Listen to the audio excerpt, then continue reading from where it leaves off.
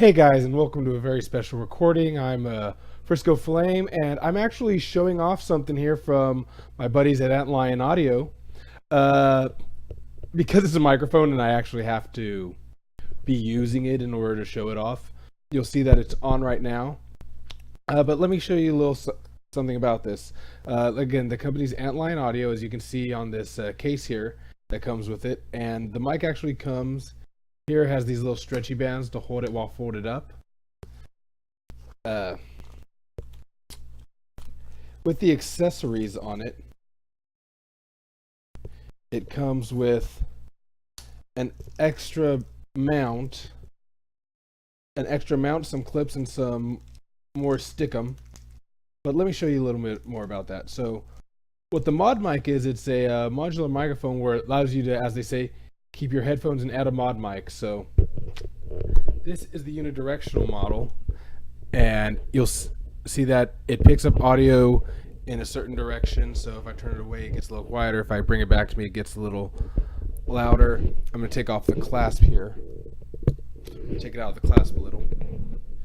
So as you can see, it's a headpiece, and this right here, this little thing actually goes on to the magnetic clasp, which is attached to these Sony MDR 7506 studio headphones, which is great for me because producing a lot of audio content, I actually use these studio headphones a lot because they're pretty much the industry standard as far as radio goes.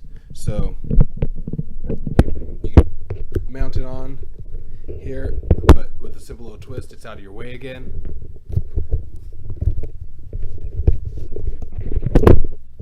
Now this one also comes with a mute unmute button. As you see, I click the mute. You have no idea what I just said because I was muted, and it works perfectly. So let me get this back into the clasp. Now these clasps help you out with keeping two different cables together. And if you're like me and you have a computer that does not have a separate audio jack, it does not have a separate audio jack for the headphones and the microphone, they do make these wonderful little 3.5 millimeter USB adapter. And you know what? I even tried it on this little piece of crap Lumia. Totally works. So you can use your headset and microphone as your Bluetooth, if you will, or your phone headset if you'd like, using this little attachment that just goes right to the top. Even with the case on, it clicks in there perfectly. And I'm not going to unplug this because it'll mess with my audio settings. But they have one that is just like this, but it's a USB connector at the end, and that's what I'm using right now to record this. But I know what you're wondering is how the actual audio performance is outside of just what you hear now. So let's take a look at something a little more scientific, shall we? So here I'm using Adobe Audition. And with Adobe Audition, what you're going to see first is I'm going to also pop up the recording device. I'm going to pop up the recording devices as well here, so you can see that. All right, so as you can see right now, the microphone's at 55, which is where I keep mine. And let's look at the performance there. So as you see, there is some light noise going there, but it's quite minimal. And I'm peaking around 12, I'm peaking around -12 speaking normally, which is where you want to be about to give it the perfect ability to mix the audio back when it comes back. And you know, even if I get a little more excited, you'll see I get there towards the -3s. I can even hit 0 if I want to, but I'd have to do a lot of effort to do that. So even maybe a hearty laugh, okay, that will redline me. But other than that, speaking normally, set at the 55 rate is absolutely perfect. Now, what we're going to do is we are going to compare that with bringing it to the lowest level possible. So having it at 0, you see it's still going around -20 to -18 is about where the normal peaks are. Again, Still much quieter, still working around. But yeah, I mean, I can hit -15 easily. Talking a little softer, I can hit -24 to 21, and that's still reasonable for a mic at its lowest setting. Now, I'm not going to enjoy this, but let me bring this up again for its highest setting, and now I have set at 100, and as you can see, it's completely redlining. I mean, if you can hear me well, I will be amazed. But I'm gonna lower it a little to 90. And you see, even if I get to 90, it's loud, but it's a little more reasonable. I get it down to about 75, so 3/4 of the way. About 75. And that's still, again, loud, but a little better. And then going down to the 25 range, like a quarter power, you see still it's still a reasonable audio recording level. Like I said, I just keep it at 55 because I feel like that's a reasonable setting for what this microphone does. And yeah, see, here is where I normally keep it. It's on using XSplit. It's fully on right now, and this is the audio cleanup. So now I'm going to show you a little something as far as how it sounds played back.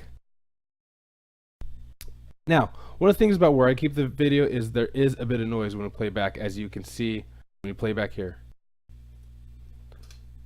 Recording this strictly for an audio test, as you can see, I'm going to make the little bit of hum in the beginning disappear. So taking this in Audition, getting that background noise, because it's not picking up as much as it could. That's just the power you're getting with this. I'm going to capture the noise print. And again, this is something that can be done afterward to affect how it is. So noise reduction, this is going to happen pretty quickly. And going back, recording this strictly for an audio test, as you can see, I'm going to make the little bit of hum in the beginning disappear. And as you can see, the audio is clear now. We got rid of that hum. My voice is still perfectly fine. And honestly, if I do what I did earlier and go back to having like level 25, because as we saw, level 25, or even, I'll go to level 30. If I go down to level 30, when I start recording, you can see it is a much lower hum in this area. You'll see that there's not a lot to work with there.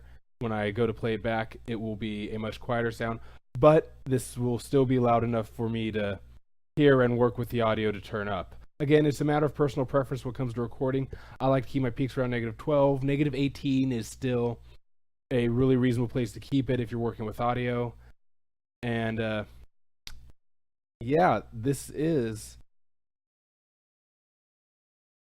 the this specific model is the unidirectional one. This is not the omnidirectional one.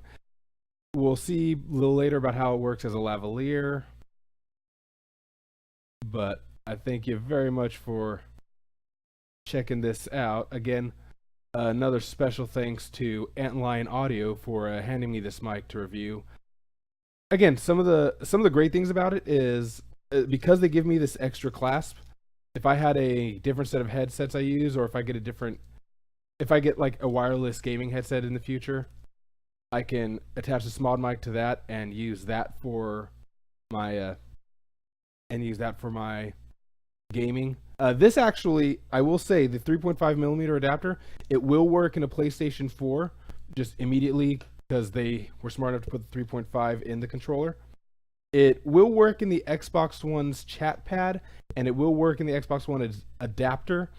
If you just try to plug it into an Xbox One, though, like I said, for any stereo headphones, you need the adapter.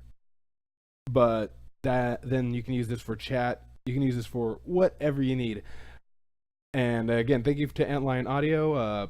Definitely something to check out. Definitely look forward to it. And it's a really reasonable $50. So $50 for a really high quality microphone.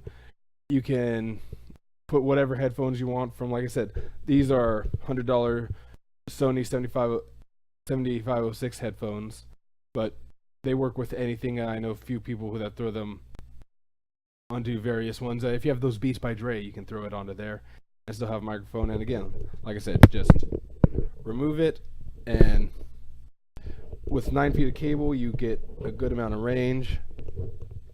So, thanks for joining me. Peace out, party peoples.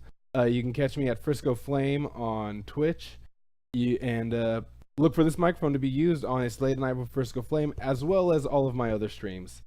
Thank you very much, AntLion Audio. Peace out, party peoples.